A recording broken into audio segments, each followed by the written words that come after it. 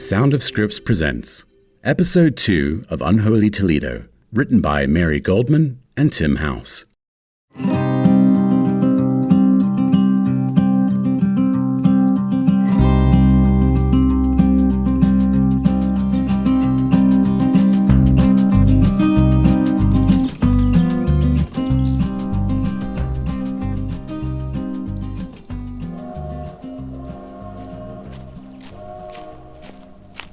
I was only 17 or so when I first laid eyes on Lou House beside that railroad track. At a glance, you'd swear he was the runt of the litter. Jesus Christ, you scared me. My name's Harold, but my friends call me Tuffy. Tuffy Lamar. Louis House, what are you doing out here so early? I could ask you the same. Well, I'm waiting on a train. You running off? Yep. Goodness gracious me if somebody didn't tan your hide. Mind your own business. Yeah, fair enough. Train's not due for another hour.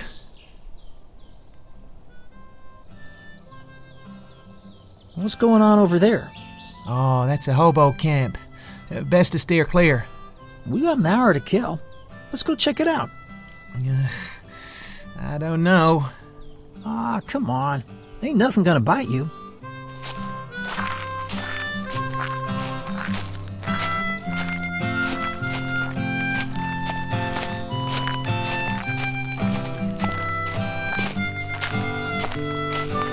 This is it. Smells good. Something's cooking. They're lining up for stew. Looky here, boys, we got company. Don't be shy, lad. Step on up. Show us what you got. Contributions, boys, contributions. No give, no get. I ain't got no money, sir. If this boss ain't wetting grain. As Ivy, I'd say. These boys don't know shit from Shinola. I ain't talking about no money. Oh, come on. This here's a social pot, boys. Money means naught here. Now, what manner of alimentation you got there in your garments? What? You gotta bring something to the table if you want to feed. Geez, why didn't you say so in the first place? You don't happen to have a gump in that sack, do you? A gump? A chicken. He means a chicken. No chickens, but we got other stuff. Ah, an apple, an egg. Good. Ooh, a can of beans. I'm salivating already. I swear, what a country. Welcome to the jungle, boys. Now, take your shoes for a walk and fetch us some kindling. I saw some cans down by the creek. That'll make for a good cup.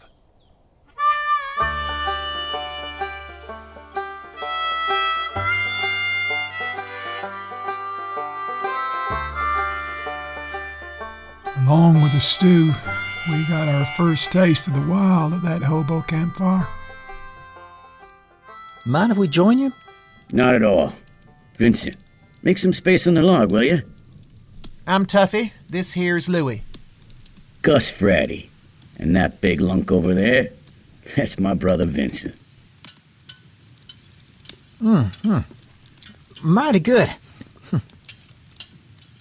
Those are some fine boots, ain't they, Vincent? Yes, they are. You think them boys deserve them boots, Vincent? No, sir. They look just about our size, eh, Vince? They sure do. Now, we don't want no trouble, do we? Damned if that punk didn't pull a knife on Louis. Cough him up, succotash. Now. Then his lunk of a brother grabbed me from behind and put a knife to my face. Off with them boots before my brother carves a hole in your face. Easy now. I'm just untying my shoes. That Louis was fast as a cat. pulled a razor from his boot and slashed that greaser right across his forehead. Asshole. I didn't think. I just moved, elbowed the lonk hard in the ribs and threw my hot stew in his face. Ow, my eyes! Ow, my eyes! Tuffy, grab your gear. Let's get out of here. We beat it out of that jungle just in time to see the train pulling out.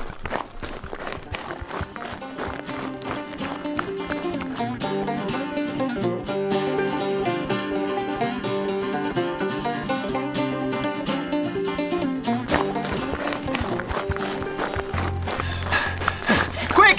We can make it! Louis grabbed a rail with one hand and lifted himself up. I followed suit. Hitting that boxcar floor was the sweetest thing. Whew! We'll get you, you sons of bitches! See ya in hell! Ha ha! Go home to mama! Woo-hoo!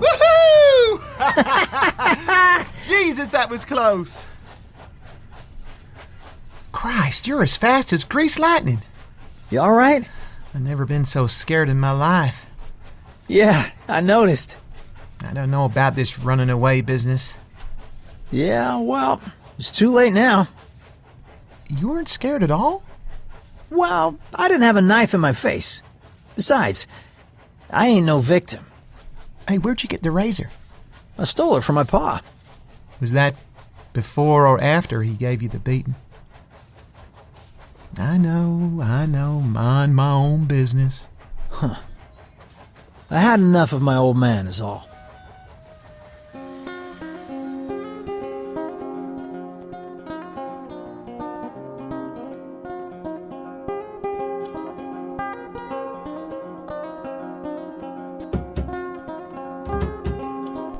We hadn't met him yet, but Mary and Iris had their own reasons for heading to Toledo. Like us, they left the farm, left behind their family. Their parents were proud German immigrants. How do I look, Martha? Handsome and dignified, Anton. Here, Papa, let me straighten your tie. That's perfect, Mary. You look like a landowner, Papa. Our last mortgage payment, Iris. I must get going. My appointment at the bank is at 2.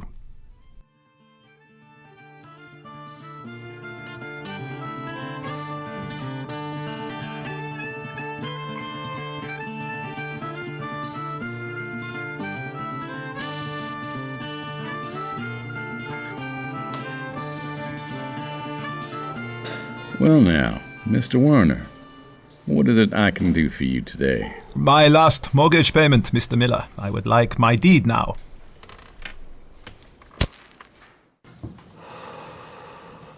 Mr. Warner, I'm sure I don't know what you mean.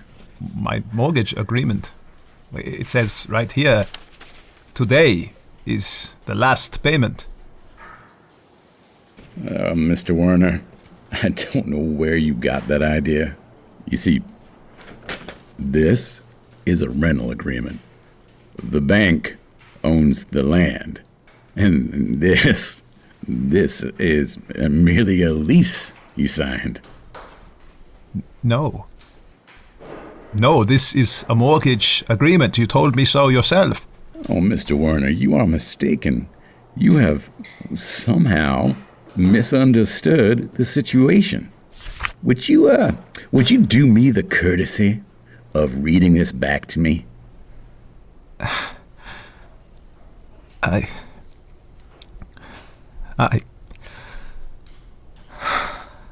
can't read it. 1 second, Mr. Warner. Yes, Mr. Miller? Miss Schofield, would you be so kind as to read this out loud? Certainly. The landlord will rent to the tenant and the tenant will rent from the landlord the following residential premises. 93 Concession Road, 2... That's enough, Miss Schofield. It is quite clear, Mr. Werner. You are not the owner. You are the renter. Now, Mr. Werner, if you don't mind, I have work to do.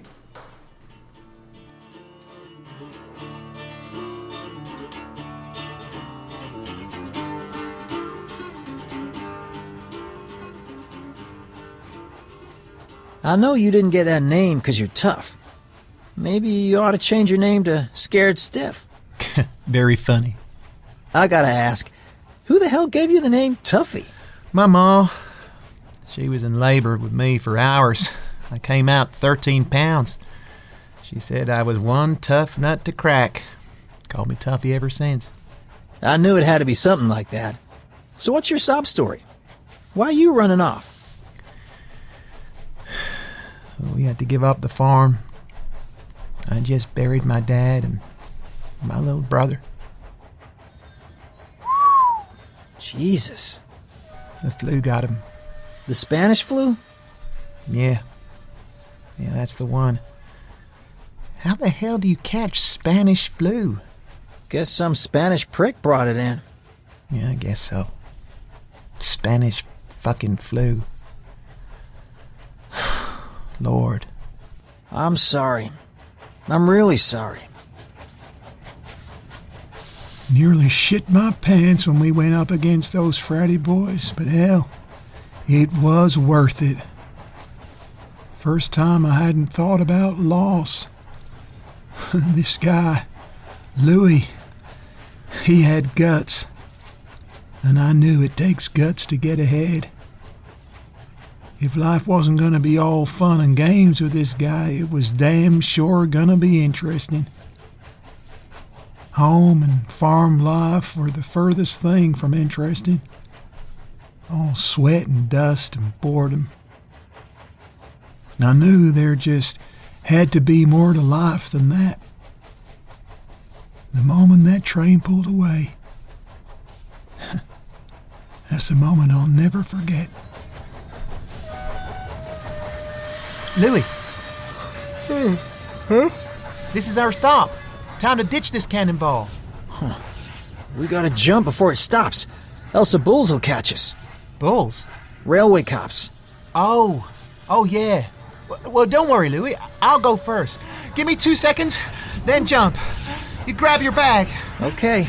You ready? Yep.